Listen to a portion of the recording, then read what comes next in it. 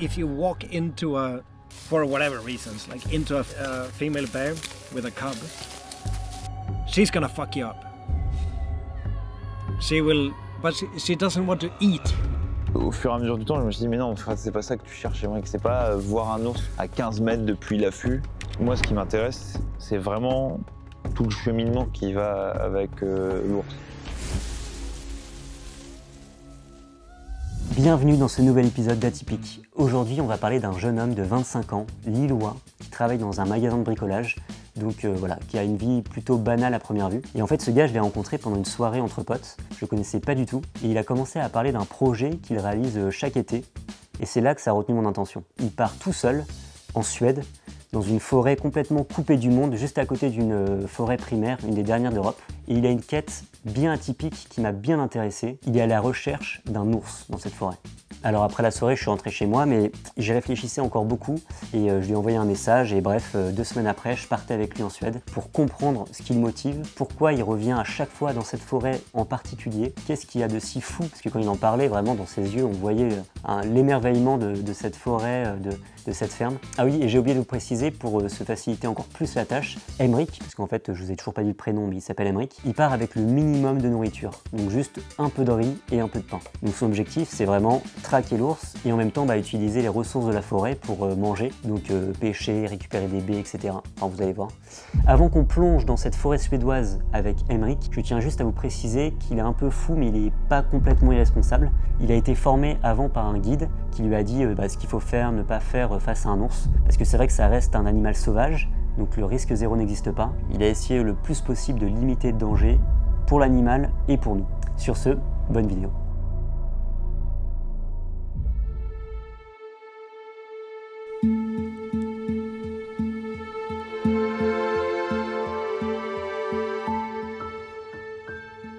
Tout commence dans cette ferme. C'était notre camp de base pendant 2 semaines. En pleine nature, aux côtés d'Emric, l'héros de notre histoire, j'ai dû apprendre peu à peu à vivre d'une autre manière, de façon un peu plus rustique.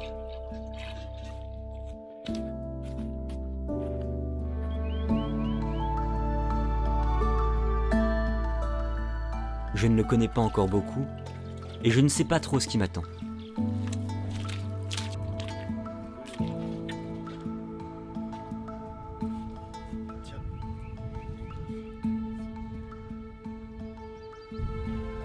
Plutôt aujourd'hui, du coup, on se balade autour de la ferme. Dans le village. Okay. Il y a quelques chemins que j'aimerais inspecter parce que j'avais vu pas mal d'empreintes l'an passé. Donc, tant qu'à faire, on va regarder tout de suite. Et on va dire que c'est les empreintes les plus proches que j'ai trouvées. Vas-y, hein. Ouais, ça va aller. T'es sûr? Ouais. Ok. De toute façon, ce midi, on va bouffer du poisson. Enfin, ce midi ou à 15h. Hein. Ah oui, c'est vrai, attends, j'en reprends une quand même. Heureusement que j'ai pris cette dernière tartine. Vous allez comprendre pourquoi. C'est parti pour la première session pêche en Suède. Pour notre repas de ce midi et de ce soir. Ouais. À quelques mètres de la ferme, un énorme lac nous attend, avec normalement notre repas.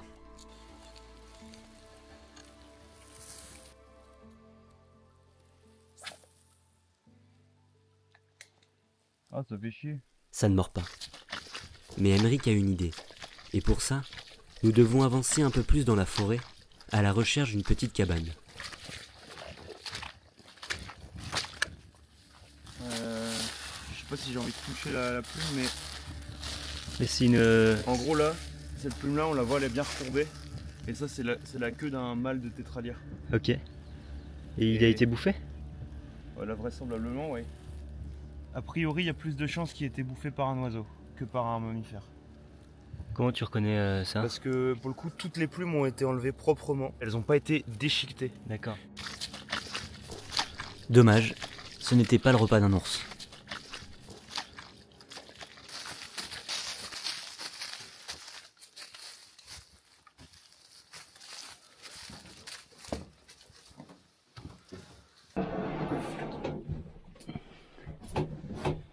Vas-y, tu peux monter dans la barque si tu veux.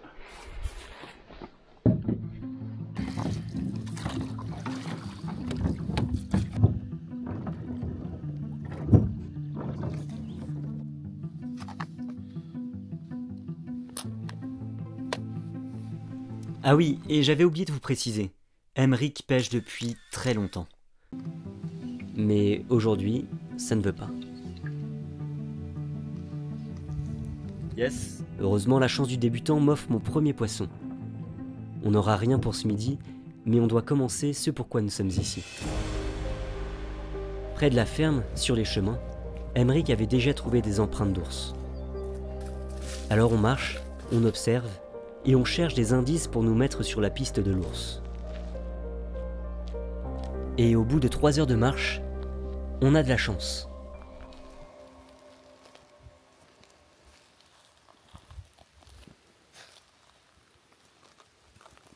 Bon alors, elles sont pas forcément fraîches, mais là on voit au moins 4 ou 5 empreintes d'ours, ça continue un peu par là. Mais on voit que c'est quand même pas un gros pour le coup. On distingue la pomme et ici les doigts. Idem là. Là pour le coup c'est vraiment pas un gros. C'est sûrement un jeune de moins de 3 ans c'est sûr. Mais c'est une bonne nouvelle quand même. Dès le premier jour, on a Je pense que là on est une empreinte. plutôt en bonne voie. Et il faut guetter, on va sûrement en trouver d'autres. Et quelques mètres plus loin, la surprise.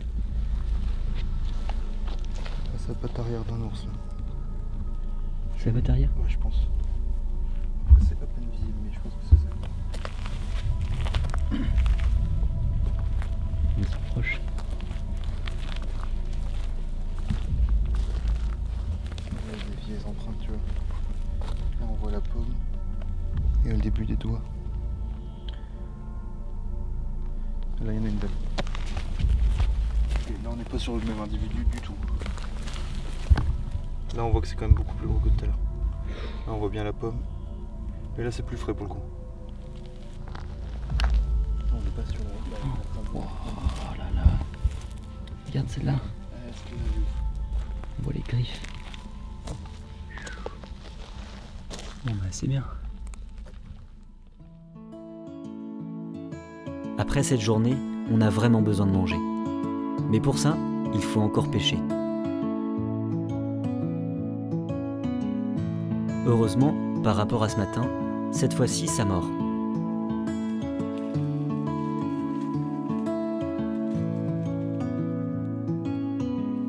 Bon, plus que 2 pour avoir un bon repas ce soir. Ouais, bon, ça devrait le faire, vu comme ça mort, ça va. J'ai connu pire ici. Ce que j'ai aimé le plus dans un premier temps, c'est attraper des poissons forcément, et de toujours attraper le plus gros, de nouvelles espèces. On est globalement dans des cadres assez jolis et qui s'y prêtent vachement pour l'observation de la nature. Et bien qu'à l'époque, j'étais pas très calé en oiseaux ni quoi que ce soit, j'ai toujours pris plaisir à observer ce qui m'entourait. On a ce côté un peu tout seul et tranquille, quoi, avec pour seul bruit les vagues ou le chant des oiseaux, quoi. Hop. 2 belles truites. Pour le repas, nous avons un invité. C'est Peter. Il habite dans la maison juste en face de notre cabane. À table, il nous raconte une histoire qui concerne un de ses amis et un ours. Well, it is a long story, but basically I was working as a camp manager in Longyearbyen camping. During that season, when I was supposed to go there, one guy from the Netherlands that came in kind of last minute instead of me. That's why the owner of the camping, she was like, yeah, this should be fine.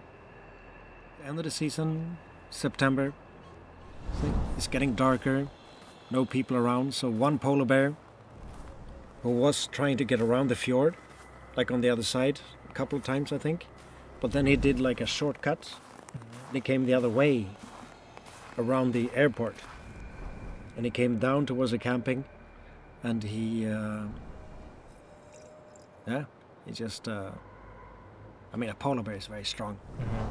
So he just ripped the tent, grabbed the guy.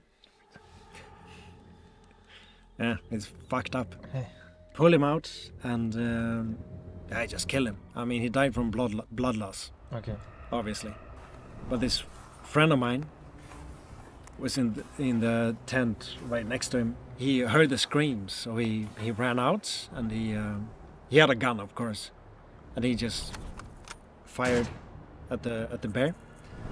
And the bear let go, and I think the bear died at least close to the airport from like blood loss or something. But the man died, yeah, very quickly. That's how it happens. If you get attacked by a polar bear, you die. That's pretty much how it goes. Unless you have something you can defend yourself with, you're gonna die. It's a fucked up animal. They want to kill you. Hopefully our brown bears don't. It has to be very, very, very specific circumstances for you to get killed by a bear. But if you have the extremely unfortunate conditions, like if you walk into for whatever reasons, like into a female bear with a cub, she's gonna fuck you up. She will, but she doesn't want to eat you. Yeah. That's the thing. She's just gonna, she will, Protect. yeah, she will punch you a lot, and you might survive, you might not, but you know, you still have the chance. That's the thing.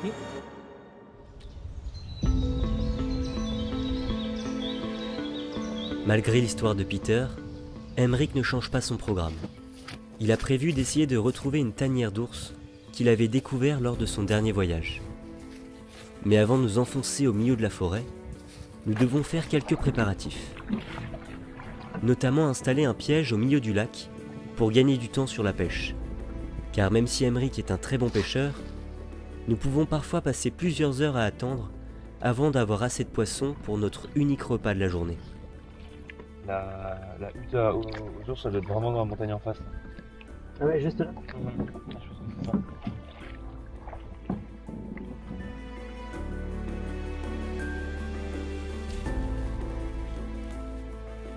Ensuite, dans des endroits stratégiques, nous installons des caméras dotées de capteurs de mouvement qui vont nous permettre de surveiller les animaux qui se trouvent dans les environs.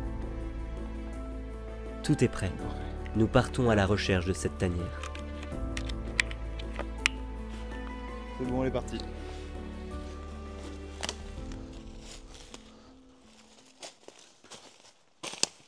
Et l'an dernier, j'avais sur un côté du chemin principal, vu comme une coulée d'un animal, donc c'est-à-dire un petit chemin emprunté par les animaux, qui pas fait par l'homme donc. Et j'avais décidé de le suivre, alors que j'avais pas vraiment trouvé de traces, ni même compris de quel animal c'était. Et au fur et à mesure, j'avais quand même le sentiment que c'était un ours qui passait par là. Déjà, je trouvais que le chemin était quand même vachement emprunté, qui était tassé, il y avait des arbres, des brindilles cassées, etc. Il y avait beaucoup surtout de souches retournées, cassées. Et en fait, ça peut être un signe de présence de l'ours qui vient se nourrir des insectes présents dans ces souches. Il y a clairement une piste qui va par là, mais je me souviens plus si c'était par là. En vrai, il y a moyen. Il y a moyen que je venais de là, que j'allais là ensuite.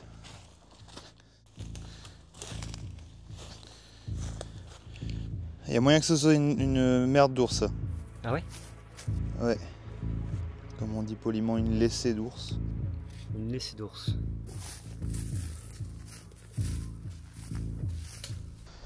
Et à un moment donné, je voyais que les pistes, que le passage était plus intense et qu'il y avait plus de passages à cet endroit-là. Donc je tournais un petit peu en rond autour pour essayer de trouver d'autres choses, notamment des poils. Et en fait, c'est là que je suis tombé sur ce qu'on appelle une tute, qui est la tanière d'hibernation de l'ours. Et pour le coup, c'est vraiment une super trouvaille parce que c'est pas évident de trouver ce genre de tanière. Et en plus, celle-là, elle est particulièrement typique. Bon, là, je pense qu'on peut commencer à parler fort parce que si jamais il y en a un dans une tanière, bien que ce soit improbable. Donc là, faut qu'on parle. On peut parler là. On parle comme Là, on ça. est trop proche de. Ok. Ça, c'est pour Pour être sûr qu'il soit prévenu. lui dire qu'on est là. Non, mais t'inquiète, en vrai, si. Oui, mais vas-y, t'éloigne pas trop, mais.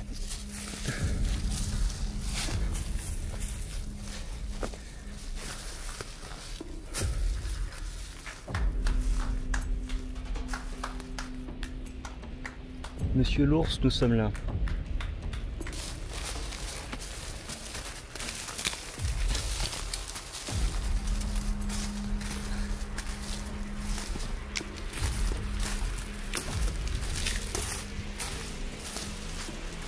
C'est ça.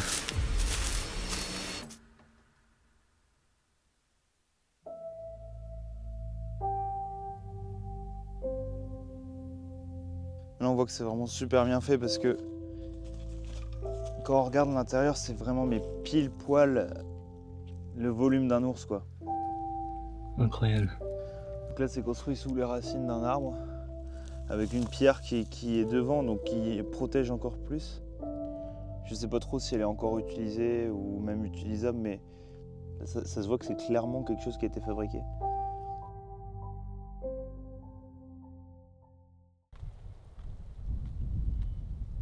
Les découvertes ne sont pas terminées. Il en reste encore 2 pour aujourd'hui. La première, c'est la façon dont Emmerich se désaltère. Muni de sa paille, il peut boire n'importe où grâce au filtre logé à l'intérieur.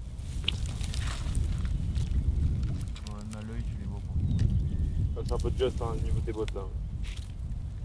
Ça passe là. L'avantage, un sac plus léger et une eau toujours fraîche. Elle est bonne. Et la deuxième découverte se déroule juste devant nos yeux de l'autre côté du lac. Une forme étrange se déplace dans l'eau. Un animal qui peut peser jusqu'à 700 kg avec une taille de 2,30 m.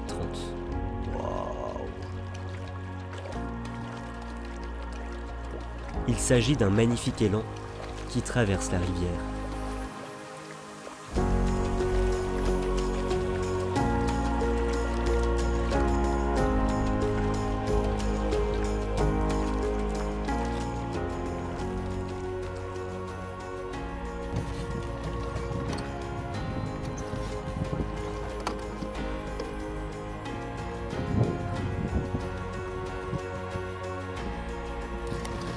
Ah, c'est pas mal quand même.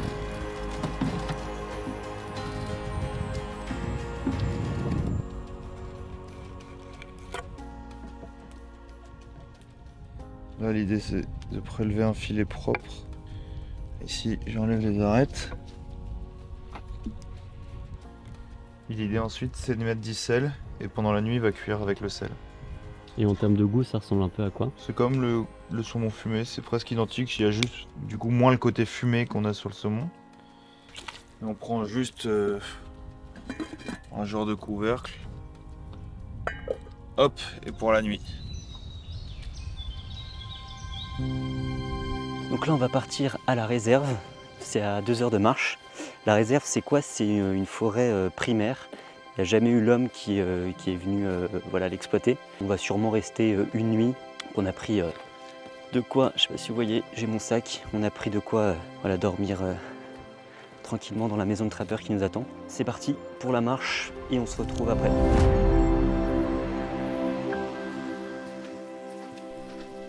Avant de partir en Suède, Emmerich m'avait vivement conseillé de prendre des bottes. Et avec ce qui va suivre, j'ai compris pourquoi.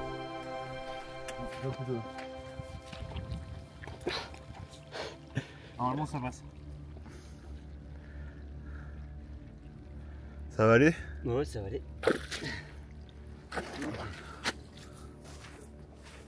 Dans cette terre très particulière, on y retrouve des petits sapins. Mais il ne faut pas se fier à leur taille. Emmerich m'explique qu'ils sont en réalité très vieux. Le plus vieux qui a été retrouvé a atteint l'âge de 9550 ans. Et il ressemble à ça.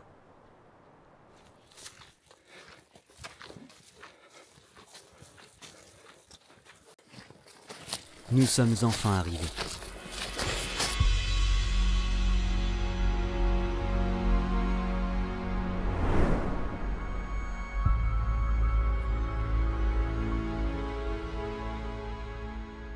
On a tout le temps de nouvelles choses à découvrir. Chaque jour dans la nature n'est jamais comparable, même les jours précédents.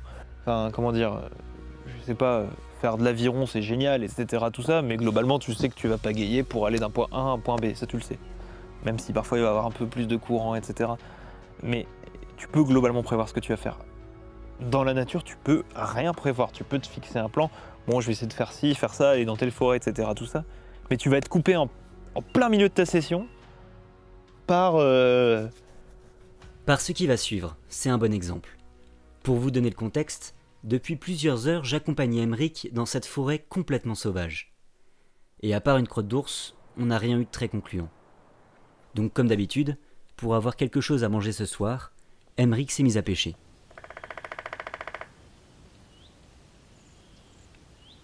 Et c'est là qu'un petit bruit, pour moi complètement anodin, a retenu son attention.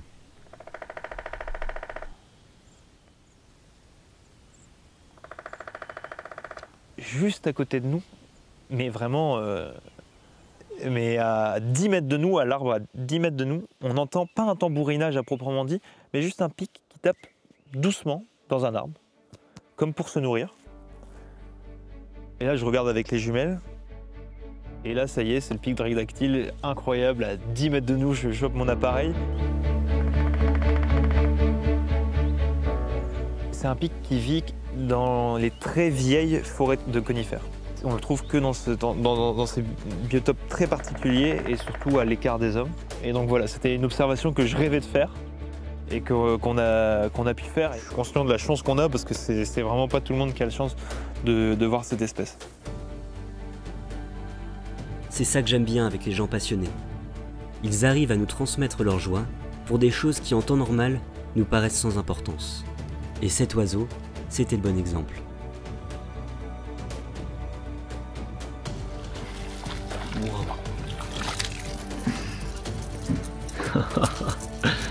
Bon, trop bien, ça nous fait une troisième.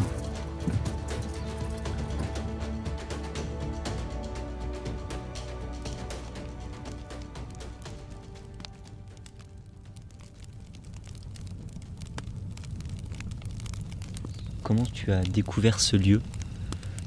J'étais en première année de licence dans une école de commerce. Et on devait faire un stage dans un pays anglophone. La plupart du temps, les gens ils allaient simplement dans des hôtels pour travailler en anglais dans des pays comme je sais pas, l'Australie, l'Irlande, etc. Tout ça. J'avais envie d'une destination un peu qui me ressemble et surtout j'avais envie d'aller à la pêche, quoi. Je voulais aller dans un endroit où je pouvais être tranquille pour pouvoir pêcher le plus possible. Quand tu es arrivé ici, comment c'était? T'as tout de suite aimé le lieu, aimé l'ambiance, aimé ce qui se vivait? Quand je suis arrivé à la ferme, je me suis rendu compte qu'en fait, il n'y avait qu'une seule personne qui habitait là et qui vivait là, c'est du coup Thomas. Je me suis rendu compte qu'il n'y avait pas d'eau chaude, qu'il n'y avait pas d'électricité, qu'il n'y avait pas de chauffage. Et des fois, c'était un peu dur parce que les conditions de vie étaient étaient vraiment rudes pour le coup. C'était ultra fatigant. Je travaillais 7 à 8 heures par jour, des travaux ultra physiques. Et en fait, mon objectif, c'était d'attraper un très gros brochet d'1 mètre. Et du coup, c'est ce qui me faisait, ce qui me motivait tous les jours d'aller à la pêche après travailler. Mais à la fin des 2 mois, tu étais en mode je reviendrai à la ferme un jour pour revivre cette vie-là, ou alors tu étais plutôt content de revenir chez toi? Une semaine ou 2 après mon retour, j'ai envoyé un message à Thomas lui disant merci beaucoup, enfin le remerciant, etc. Mais je lui avais dit que oui, c'est vrai que cette expérience était trop dure pour moi. Enfin, en temps normal, je pèse dans les 75 kilos environ. En revenant de la Suède, la première fois, j'étais plutôt à 60-61. Donc c'était quand même... enfin, moi j'ai pas vraiment toujours à ma faim et surtout je travaillais beaucoup tout le temps, du coup c'était quand même assez dur. Pourquoi finalement tu es revenu en Suède? Qu'est-ce qui t'a fait revenir? Déjà la première fois que je suis venu en Suède, c'était uniquement pour la pêche et je m'intéressais encore très peu à la nature de manière générale à cette époque. Au fil des conversations avec Thomas et au fil des jours, j'ai un peu appris à connaître ce qu'il y avait comme faune locale ici. J'ai pu voir des rennes, des élans, mais du coup, quoi qu'il en soit, j'avais quand même ultra peur à l'époque de croiser un ours et c'était vraiment ma hantise. À chaque fois que j'allais à la pêche, je hurlais dans tous les sens, je tapais des mains pour faire le maximum de bruit, tout le temps, et vraiment le but c'était de ne pas en voir. On avait fait un court aller-retour ici pour pêcher, au plein milieu du chemin, à l'endroit où on était déjà passé 1 heure avant, 6 empreintes d'ours, ultra fraîches, et on se disait bon, ok, l'ours s'est passé là, le temps que nous on venait de passer en fait. Et ce jour-là j'ai eu une peur, c'était hallucinant, j'avais le cœur qui battait comme pas possible. Et, ouais, et du coup à mon retour, au moment où je suis parti, j'avais plus du tout envie de revenir. Quelques mois plus tard, après mon retour, que je commençais à m'intéresser de plus en plus aux animaux, à la nature, à la photographie, à l'animalière. Et sans trop comprendre pourquoi, depuis tout ce temps, je continuais à penser à cette peur que j'avais pour les ours. Et au fur et à mesure du temps et de ma passion croissante pour les animaux, la peur de l'ours, elle est devenue un petit peu obsessionnelle parce que j'y pensais super souvent. J'y repensais à tout ça, à toute cette expérience qui m'avait quand même malgré tout, avec le recul, bien marqué. Et l'ours, il incarnait un peu tout ça, cette rudesse de la vie que j'avais eue et cette peur que j'avais sur place. C'est l'ours qui condensait tout ça en fait. Je sais pas pourquoi, mais c'était son souvenir, même si je l'avais jamais vu.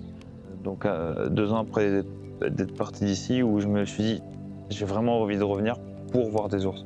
Au début de mon envie, il y a 2 ans, je m'étais dit oui, pourquoi pas payer des guides ou des affûts pour photographes animaliers où les ours sont appâtés. Il y avait toutes ces options-là qui s'offraient à moi, c'était ultra simple, j'avais juste à sortir ma carte bancaire et partir. Mais au fur et à mesure du temps, je me suis dit mais non, en fait, c'est pas ça que tu cherches, c'est pas voir un ours, c'est pas photographier un ours, voir un ours à 15 mètres depuis l'affût. Moi, ce qui m'intéresse, c'est vraiment tout le cheminement qui va avec l'ours. En fait, chercher l'ours, c'est pas forcément le trouver de une, mais c'est par contre trouver énormément d'autres choses. Et j'aurais certainement jamais vu dans les conditions que j'ai vues d'aigles royaux au bord d'une falaise, me passant à 10 mètres de moi, que ce soit des petites plantes carnivores qui poussent ici, c'est des trucs sympas. Découvrir cette boisson qui s'appelle le chaga qui pousse sur les arbres, c'est un champignon. En fait, l'ours, c'est tout ça. Est-ce que tu as appris quelque chose de l'ours? Je pense que d'une certaine manière, il continue à m'apprendre à être patient, à être persévérant. J'espère en tout cas un peu d'humilité. Parce que c'est bien beau de dire à tout le monde « Ah oui, je pars en Suède voir les ours ». En final, quand tu reviens bredouille une énième fois, je pense que tu fais moins le malin quand tu leur dis que tu pars en Suède. Après cette nuit de discussion dans la forêt de la réserve, nous décidons de revenir à la ferme. Aujourd'hui, Emeric souhaite jeter un œil à la rivière. Il fait chaud, le soleil tape, il y a des chances pour que des animaux viennent s'y rafraîchir.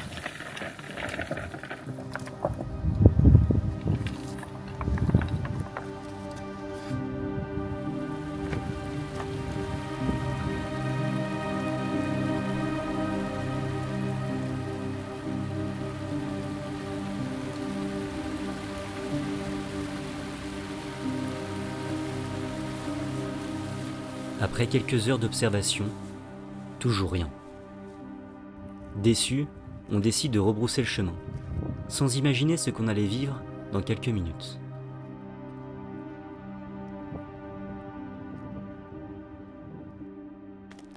Là, c'est jonché d'empreintes dans tous les sens. Là, il n'y a pas qu'un ours, il y en a au moins 2. Là, c'est possible que ce soit une mère et un petit. Fraîche. Assez fraîche parce que la terre, elle a pas séché à l'intérieur de l'empreinte. Énorme.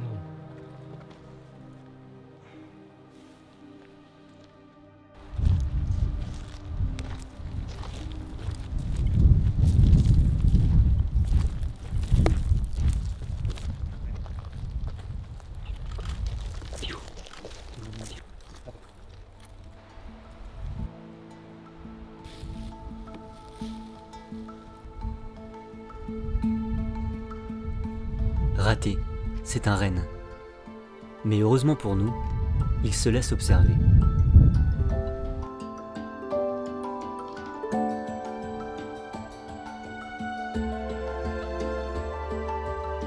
Ne pas déranger, c'est juste de se comporter comme un randonneur normal. Ouais, je pense que la meilleure chose à faire dans ces cas-là, c'est de les laisser tranquilles. Ouais. Ouais, on a bien profité, ils sont partis d'eux-mêmes, à notre tour. Et il faut savoir que là, ce qu'on fait, à randonnée, c'est déjà un dérangement en soi. Par contre, c'est bien d'en avoir conscience pour essayer d'aller le moins loin possible dans ce dérangement.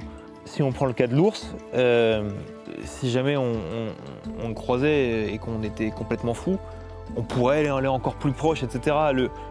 Lui faire peur aussi, parce que mine de rien, ils ont certainement encore plus peur qu'on en a peur d'eux en réalité. Tout ce qu'on pourrait induire comme stress, etc., ce serait vraiment pas bien pour l'animal, c'est valable pour tous les animaux, mais pour l'ours c'est encore plus flagrant parce que pour le coup il peut avoir une riposte de sa part et qui peut être dangereuse pour nous, même si c'est extrêmement rare. Mais en tout cas oui, il faut avoir conscience qu'on dérange toujours et qu'il faut limiter au maximum cet impact. Vous l'avez sûrement déjà compris. Comme chaque jour, nous devons aller pêcher. Emeric a choisi de revenir au lac où il avait réalisé un de ses rêves il y a 1 an. Celui d'attraper un brochet d'1 mètre. Il avait tout juste réussi son défi, le sien faisait 1 mètre et 1 centimètre.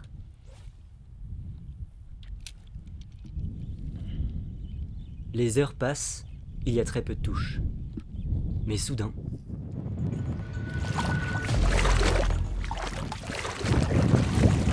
Il est énorme.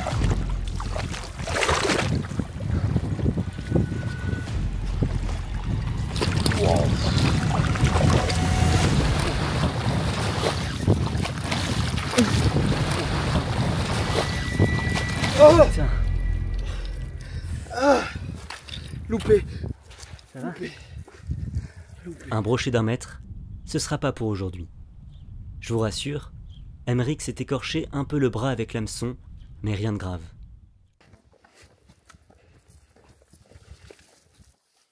Avant de rentrer, nous avons quelque chose à vérifier. Les caméras ont capté du mouvement.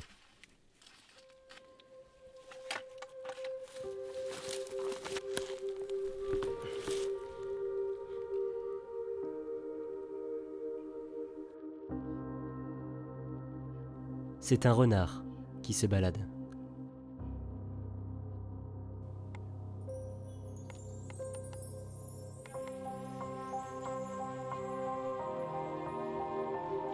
Et un renne qui a perdu ses bois. Rien de très intéressant pour nous. Cela fait maintenant plusieurs jours que j'accompagne Emeric dans cette vie de trappeur. Et le voyage va bientôt arriver à sa fin. Et maintenant, vous vous demandez sûrement, est-ce que j'ai réussi à filmer le moment où Emeric réalise son rêve, celui de voir un ours dans cette forêt suédoise. Nous avons traversé, de jour comme de nuit, des paysages magnifiques. Il m'a initié à l'art délicat de la pêche, m'enseignant ses secrets pour subvenir à mes besoins au cœur même de la nature. La patience m'a été imposée, pas comme une contrainte, mais comme une vertu indispensable pour entendre les murmures de la forêt. J'ai goûté à la joie simple de l'inattendu. Ces surprises que seule la nature sait offrir lorsqu'on se laisse porter par elle. Après tous ces efforts, Emeric n'aura pas vu d'ours dans cette forêt. Eh bien non. L'histoire ne se termine pas maintenant. Est-ce que vous vous rappelez de ce moment-là? Eh bien, en tant que pêcheur, Aymeric ne veut pas en rester là. Il m'explique que les brochets occupent souvent le même territoire et qu'il est probable que celui qui l'ait emmené dans l'eau soit le même qu'il avait capturé puis relâché lors de son précédent voyage.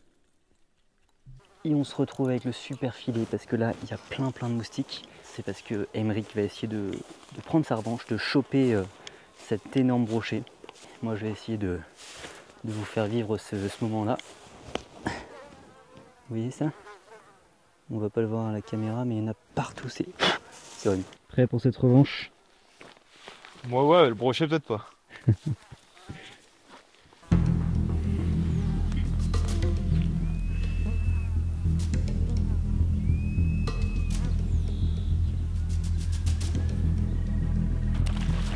Wow.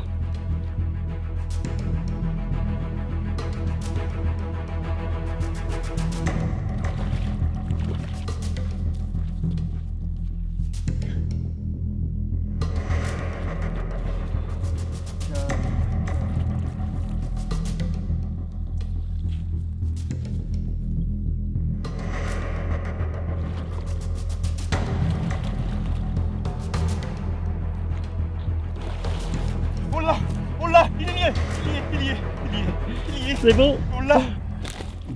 C'est bon, l'hameçon est décroché, Ok. le poisson va bien. T'as un truc pour mesurer? Ah super. J'annonce que ce brochet n'a pas grandi d'1 centimètre depuis l'an dernier. On est encore à 1 mètre et 1 centimètre, mon record. Aymeric est quasiment sûr d'avoir attrapé le même brochet que l'an dernier. Pour vérifier, il suffit de regarder les taches sur les écailles qui varient en fonction des individus. Et en zoomant, on aperçoit des taches très spécifiques qui sont identiques sur les 2 poissons. Il s'agit donc bien du même. C'est le plus gros brochet de ma vie et je l'ai attrapé 2 fois dans ma vie. Je le reconnais. Bah bien joué. Et il repart nickel à la flotte. Incroyable. Allez, la revanche est prise. On peut partir tranquille maintenant. Le voyage se termine ici. Aymeric n'aura pas réussi à obtenir le Graal en voyant un ours dans cette forêt. Mais au moins, il aura un prétexte pour revenir dans cet endroit coupé du monde et pour revivre de nouvelles aventures.